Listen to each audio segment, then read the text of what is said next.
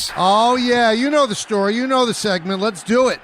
A lot of stuff to hit on. So they named the All-Star starters yesterday, and for the 21st straight season, LeBron James is an All-Star starter. When you look at his numbers and you realize that he's 40 years old, I mean, you might hate him. You might say he's overstayed his welcome. I don't think any of those things because, again, I love to watch greatness, and I want to have greatness on the stage as long as it could go. What he's doing is inconceivable. It's just not done. It's just not done. There's no concession to age there. He doesn't look any different and play any different than he did 10 years ago when he was 30 years old. Now, maybe he's not as energetic on the defensive side on a consistent basis, but what he does offensively and how he runs the floor, we're seeing something that we might not ever see again. So the Jimmy Butler 2-game suspension with Miami, there was an interesting give and take on the TNT NBA show last night where Shaq was sticking up for Jimmy Butler. And he and Kenny Smith and Charles were going at Shaq. Shaq kept saying, hey, they're showing they don't want him, so he's not going to play as hard as he should. It's inconceivable to me that Shaq thinks like that. Because whether or not they want Jimmy Butler or not, he's playing for $50 million next year, or this year, and next year is the option of opting in for another $50 million.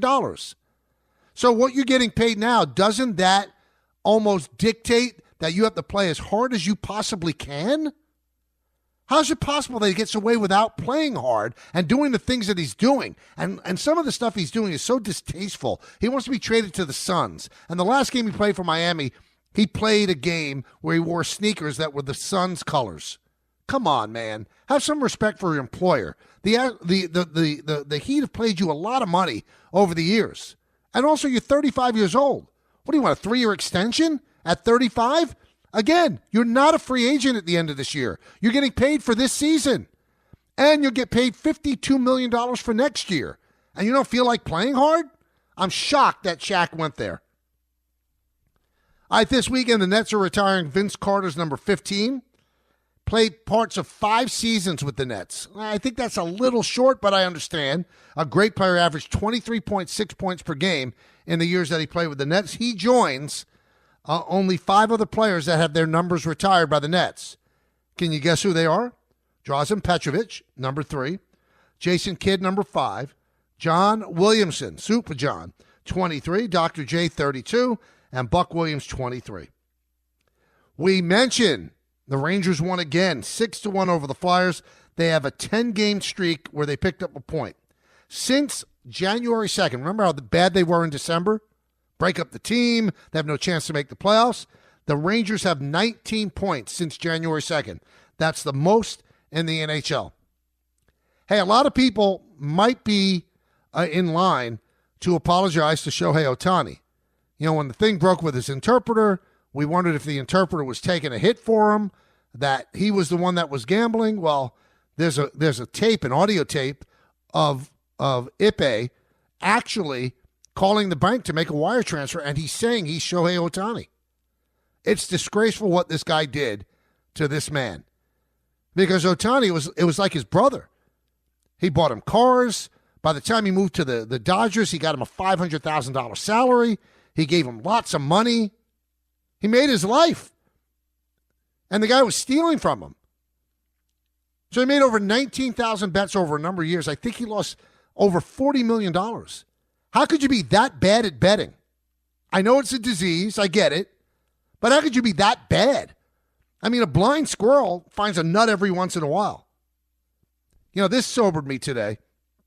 Today would have been John Belushi's 76th birthday. He should still be here.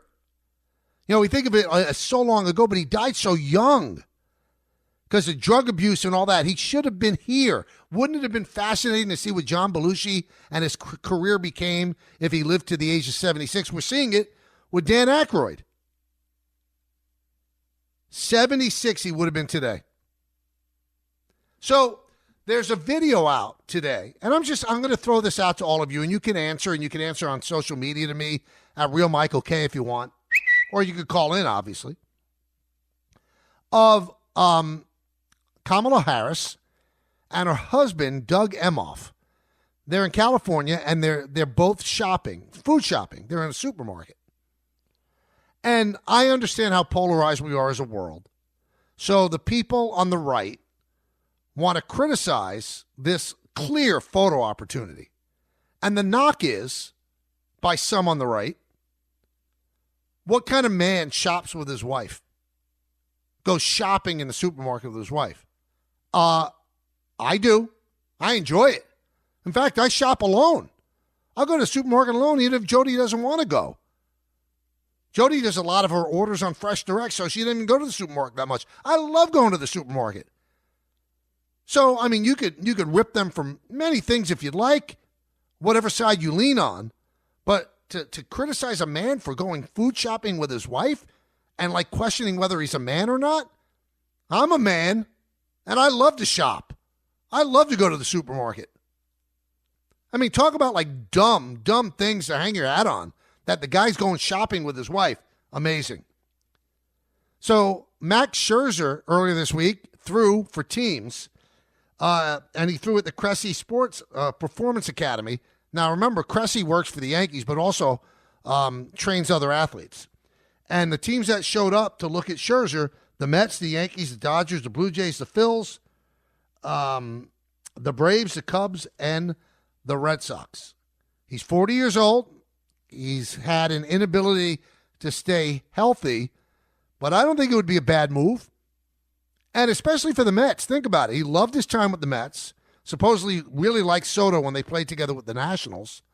I don't think it's going to cost a lot of money. And the Mets want to have a six-man rotation. Do they have six legitimate starters? They need six because of Senga. He can't pitch every fifth day. So who's going to bite on Scherzer? And the early word is that he looked very, very good in that throwing session. Interesting, right? That's hit and run for the day. 1-800-919-3776. Let's go to Matthew in Connecticut. Matthew. Hey, Michael. How are you? I'm good. How are you? Good. So I have a few things I want to talk about real quick, if that's all right. Let's do it. All right.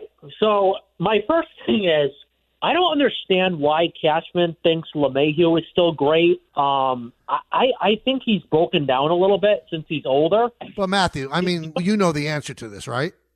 They owe him $30 million. Yeah, I understand that, but that's why. I don't think, okay. I don't think now. I think they will try everything they can to see if he has anything left. But if he didn't have a contract for this year, Matthew, he would not be in the equation.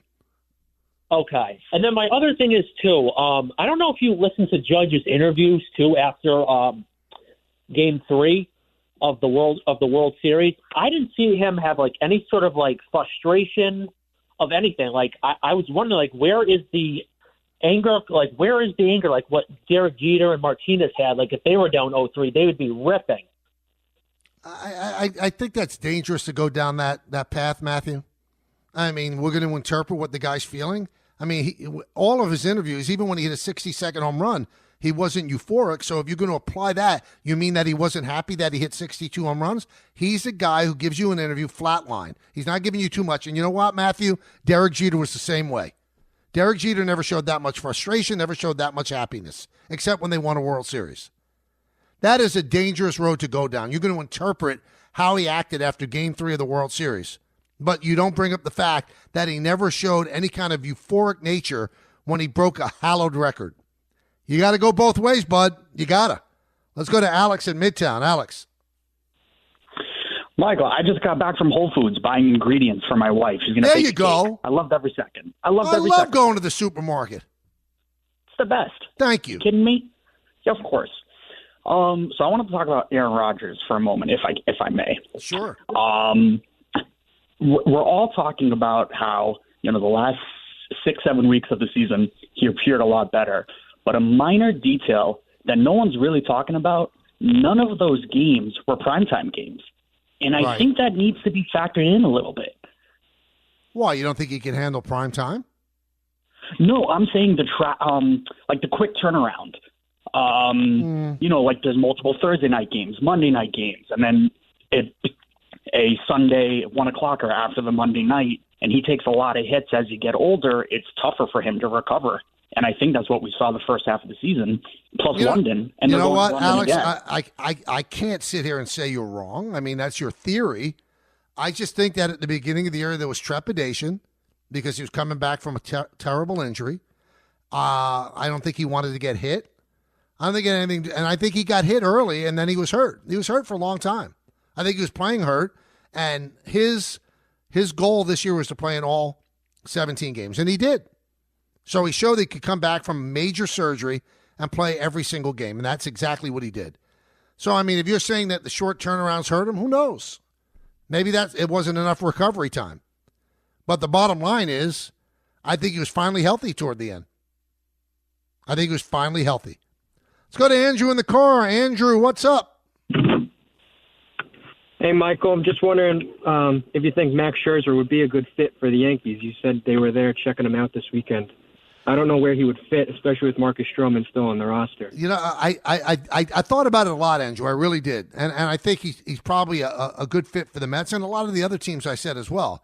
But right now, the Yankees are kind of set pitching-wise. I mean, their top three really good. You know, Cole, Fried, and Rodon. I think Clark Schmidt is going to take that next step, and you have Luis Gil, who's a rookie. There's your five. And then you have Marcus Stroman as the number 6. If they do trade Stroman, and you could get Scherzer for a reasonable price, I wouldn't mind it. A one-year flyer on a guy that's going to the Hall of Fame. But at this point, I'm not sure what he's going to want, and I'm not sure how much he's going to make, and I'm not sure how good he's going to be. But I always bet on talent, and I always bet on history. He's always been good. But recent history, he hasn't been able to stay healthy. That's why if you do have 5 starters and you want to occasionally have a 6th, he wouldn't be a bad guy to have. But I don't think you could go there. I think the Yankees are right now paralyzed by the Stroman contract. They don't want to go over the Cohen tax, and any move they make is going to involve money, and there's no money to spend left because of all the moves they made, which are great moves, unless you move part of Stroman's $18 million. I'm not sure if they're going to be able to do it. I'm not. And maybe they don't want to. But do you think that Stroman, who has an option at 140 innings, wants to be the long man in the bullpen? I don't think he wants to either. I think he enjoyed being a Yankee. I think he loved it. But does he want to be an afterthought where he's not even in the starting rotation? So it'd probably be best for him to go to a team where he could pitch every 5 days. But is there a team out there that's going to want to assume half that money and then risk the $18 million clicking in if he pitches 140 innings? All right, it's time in a moment for our 2-pack for sure. We will give you the bets, our picks for the 2 championship games on Sunday. So I know you've all been waiting with bated breath, but I've got other things to tell you as well. Because, I mean, it's just not that one thing. I got a lot of other things to do. One of the things is to tell you when you work hard, you save hard. So treat yourself with well-earned savings all month long at Bay Ridge Mazda. Get financing rates as low as 0.9% APR on nearly every new car in stock. 0.9% APR. Their goal is complete credit approval regardless of your score. Plus, enjoy Bay Ridge Plus benefits like ding and dent coverage, key replacement, windshield protection, and roadside assistance. Visit them today in Brooklyn or online at BayRidgeMazda.com. See dealer for details. Hey, I'm Ryan Reynolds. Recently, I asked Mint Mobile's legal team if big wireless companies are allowed to raise prices due to inflation. They said yes. And then when I asked if raising prices technically violates those onerous 2-year contracts, they said, "What the f*** are you talking about, you insane Hollywood ass f- So to recap, we're cutting the price of Mint Unlimited from $30 a month to just $15 a month. Give it a try at mintmobile.com/switch. $45 upfront payment equivalent to $15 per month. New customers on first 3-month plan only. Taxes and fees extra. Speed slower above 40 gigabytes per detail. TaxAct can think of a million things more fun than filing taxes. TaxAct is going to name some now. Sitting in traffic. Folding a fitted bedsheet. Listening to your coworker talk about his fantasy team. Digging a hole. Digging an even larger hole next to that original hole. Unfortunately, TaxAct's filing software can't make taxes fun. But TaxAct can help you get them done.